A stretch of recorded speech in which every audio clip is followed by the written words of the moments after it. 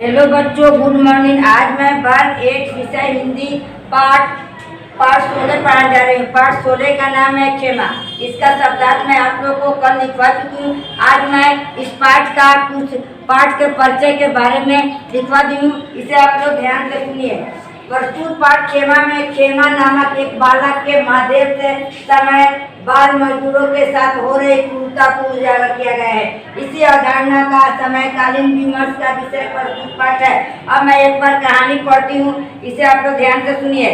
गली के नुक्कड़ पर बिना नाम की एक चालू अस्थायी होटल था। टूटी सी टेबल पर चाय बनाने के लिए भट्टी के साथ लगा लाल पंखा, पास ही दीवार से टेबल पर 8-10 लीटर दूध से भरा अल्युमिनियम का भगोना और चाय शक्कर के डिब्बे, एक छिका जिसमें 8-10 गिलास रखे थे। इस मुस्तका होटल का मालिक कसारा अपने काम को हल्का करने के लिए पास के किसी गांव से एक बालक को ले आया। कुछ लाया बोलते इस बालक का नाम था खेमा। यह लगभग 8-9 वर्ष का दिखाई पड़ता था। उसका रंग गेहूं का, कद लगभग 3.5 फुट, खाकी निकर के साथ पाबंद रंगी कमीज पहने हुआ था। दूध के दांत अभी गिरे नहीं थे कि खेमा रोजगार की क्वालिटी प्रावधान पर आ गया। सुबह की ग्राहकी के समय कसारा चाय बनाता और खेमा गिलासों को ग्राहक को देता था। फिर अपनी नन्ही उंगलियों के बीच 4-5 गिलासों को उठाकर टंकी में धोने ले जाता था। खेमा गिलासों में पानी डालकर उलट देता और भूरे गिलासों को टेबल पर रखे छीके पंजों को बल खड़ा होकर जमा देता। यह कर्म इसकी रोज का क्या था? यही काम था कि वह चाय बनाता था मालिक, ले जाके ग्राहक जो आते थे उसको चाय देते थे और चाय को गिलास पीने के बाद गिलास को साफ कर इसको ही करते थे। एक खेमा डायरी ले जा और लिखवा ले। और साइकिल वाले के 2 मास्टर साहब के 5 सेठ जिसके कसारा ने खेमा का शहर में कहा, हाँ काका अभी लेकर जाता हूँ। चाय के साथ खेमा डायरी लेकर चल पड़ा। 8-10 मिनट बाद घूमता खेमा डायरी लेकर आया। वह संभवतः समझने लगा था कि दुकान पर जाते ही फिर पिघलना पड़ेगा। इतनी देर कहाँ रहा खामा? कसारा ने खेमा को छिड़कते हुए पूछा।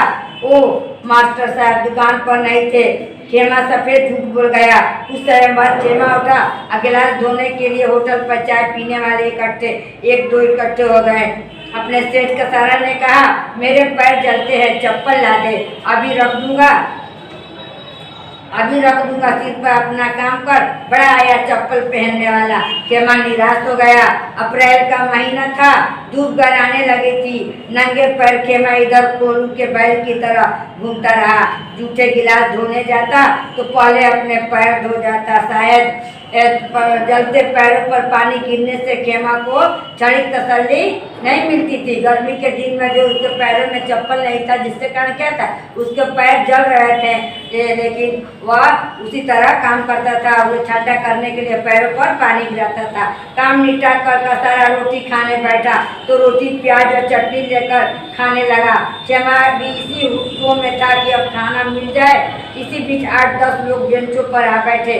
कसारा हाथ धोकर चाय बनाने लगा। खेमा का उतरा चेहरा देख नहीं जाता था। खेमा ग्राहकों को चाय देता, पानी पिलाता, ग्राहकों को आदेश पर बीड़ी सिगरेट भी ले आता था। रोजाना चाय पीने वाले ग्राहक खेमा को भद्दी गालियां देकर पुकारते। खेमा डरा सामा मुस्कुराता अपने काम में लगा रहता था। कनखियों से अपनी नियति ग्राहकों पर 1-2 बार नजर डाल देता था, क्योंकि उससे जान पहचान हो गई थी। ए रे खेमा कहकर रोटी की तरफ इशारा करते हुए कसारा पास के बरामदे में दोपहर की झपकी लेने लगा। खेमा ने भी अपना पेट भरा। उसको भी थकान के मारे नींद आने लगी। कसारा के सोते भला खेमा कैसे आराम कर सकता था? गर्म हवा से आता थकान था मारा खेमा बैठे बैठे झपके ले लेता। कभी सिर पास की दीवार से टकरा जाता और मुंह की लाल हथेली से साफ करके उठ बैठता। कसारा की तरफ देखता। होटल के पास क्लिनिक होने से सुबह शाम ज्यादा चाय बिकती थी। हर तरह की बीमार क्लिनिक में उपचार कराने आते, दवाई लेते, चाय पीते। ना जाने कितनों की बीमारी के जीवाणु खेमा के शरीर में भी दिखे। खेमा इन सबसे बेखबर अपने काम में लगा रहता। खेमा के आए लगभग 2 महीने हो चुके थे।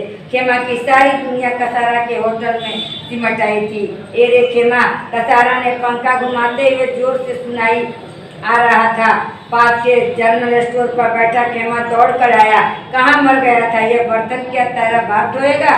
कसारा ने आंखें निकाली और कसारा के तन के बर्तन साफ करने लगे।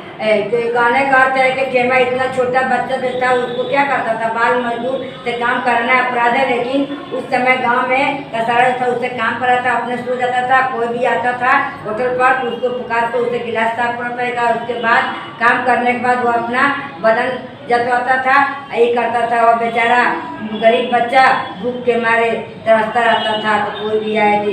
यही कहानी है। आज मैं कहानी का आधा पार्ट पढ़ी हूँ, आधा मैं कल आप लोग को इस कहानी के पाठ पढ़ूंगी। इससे पहले आप लोग घर पर भी खूब बढ़िया से इस कहानी को पढ़ लीजिएगा और पढ़ के रखिएगा। और जो भी मैं पहले जो क्वेश्चन आंसर लिखवा चुकी सबको याद करते चलिए, फिर बना के रखिए, खूब मन लगा कर पढ़िए। अगर समय का दुरुपयोग कीजिएगा, समय के अनुसार चलिए तो आज बनकर आपका लक्ष्य की प्राप्त कीजिएगा। इसलिए खूब मन लगा कर पढ़िए, फिर तैयार करके रखिएगा। कभी भी कॉपी की जाँच हो सकती है। कल मैं इस पाठ का आगे वाला कहानी जो बताऊंगी। आज का वीडियो इतने। ओके, धन्यवाद।